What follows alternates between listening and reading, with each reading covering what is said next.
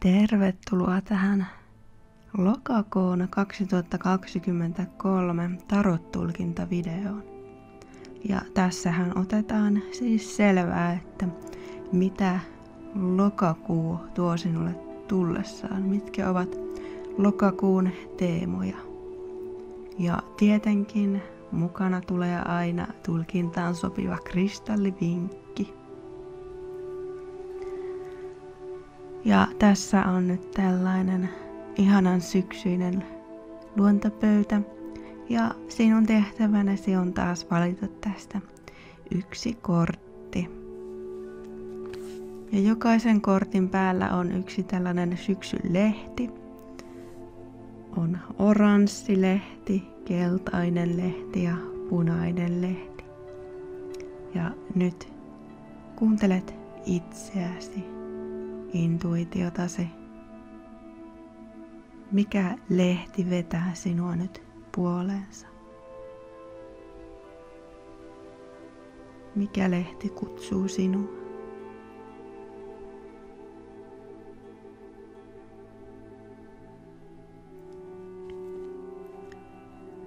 Ja nyt voitaisiin aloitella.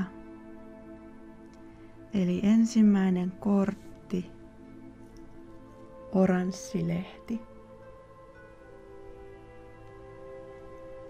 Siellä on miekkojen 3. Ja tämä tarkoittaa, että lokakuun teemoja ovat luopuminen, suru ja paraneminen. Niin kuin tiedät, elämä ei ole aina pelkkää ruusuilla tanssimista. Ilman huonoja hetkiä emme osaisi arvostaa niitä hyviä hetkiä. Lokakuussa jokin asia voi järkyttää sinua niin, että se tuntuu kuin sydän lävistettäisiin miekoilla. Mutta tämä kipu on hetkellistä. Sure rauhassa, mutta muista, että tästä kyllä selvitään. Paranemisprosessi on juuri alkamassa. Ole siis lempeä itsellesi lokakuussa ja tunne ne tunteet, jotka täytyy, jotta haavat voisivat alkaa parantua.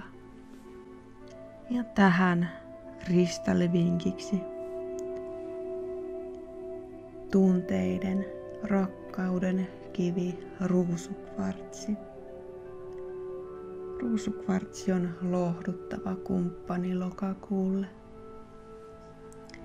Ruusukvartsin energiat hoivaavat sinua rakkaudella. Ja ruusukvartsi on myös kivi, joka ottaa murheesi itselleen kannettavaksi.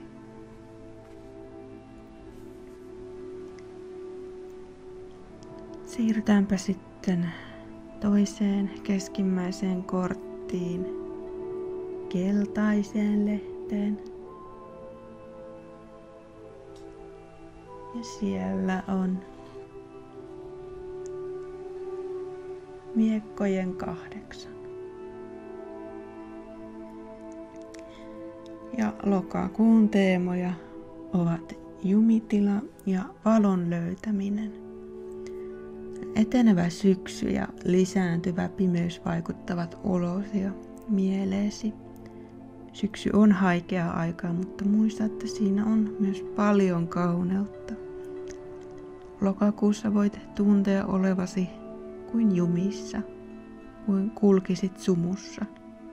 Kaamuksen aika voi saada mielen matalaksi ja vaikuttaa jopa unen laatuun.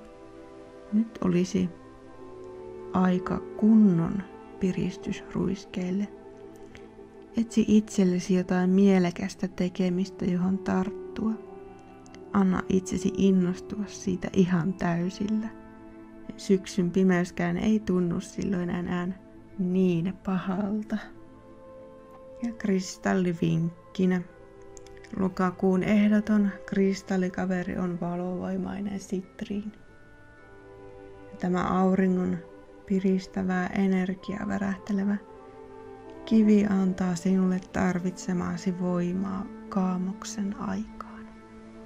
Ja sitten siirrytään kolmanteen viimeiseen korttiin, punaiseen lehteen.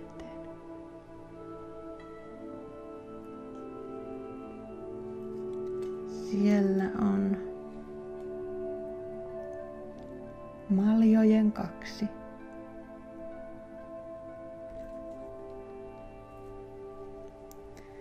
Lokakuun teemoja ovatkin ihmissuhteet ja tasapaino. Lokakuu on siis tärkeä aika ihmissuhteiden osalta. Siihen mahtuu harmonista yhteisymmärrystä, yhteistyötä ja sielun kumppanuutta. Ja joskus ihmissuhteet tahtovat muuttua itsestäänselviksi. Ja nyt lokakuussa tiedosta tämä ja näytä kuinka paljon arvostatkaan läheisiäsi. Yllätä heidät iloisesti. Järjestä jotain kivaa puuhaa ja vietä muutenkin aikaa niiden kanssa, joista todella välität. Saatte toinen toisistanne voimavaroja pimenevään syksyyn. Ja tähän kristallivinkkinä lapislaatsuli.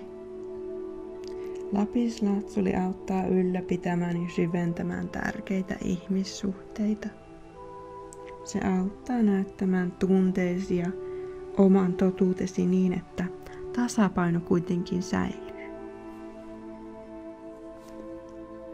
No niin, tässä oli lokakuun 2023 tarot-tulkinta. Minä toivotan sinulle oikein iloista ja värikästä lokakuuta ja me tapaamme sitten taas seuraavan videon parissa.